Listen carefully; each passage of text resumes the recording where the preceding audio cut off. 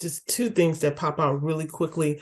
One, I had a resident and she used to be a dancer, but she broke her both hips. And so made a little more frail. She had to have, her one of those little rascals that you ride around. But her husband was still, they were New Yorkers and still had a lot of his strength. So he was going around fighting and advocating for his wife. He was taking over what we call a care conference where you address the needs of the resident. But I noticed that the facility and the husband were going back and forth, and no one really considered what was going on with her. No one heard from her.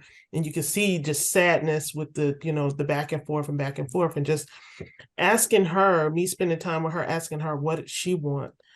She was sad because she didn't want to hurt her husband's feelings, but there were certain things that she wanted, and she didn't want to cause confusion with the facility.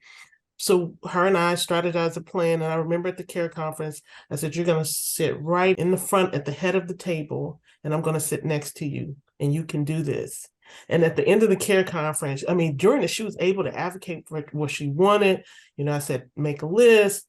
It's be okay. Take a deep breath. And at the end of the care conference, her doing her fist like this, like, yes, I did it. You heard me.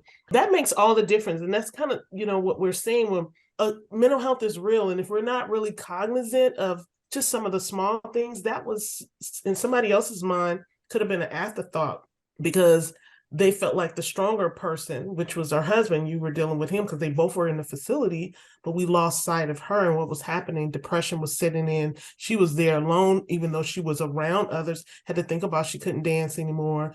She said, I know I did certain things where I would fall over because I just wanted to do it.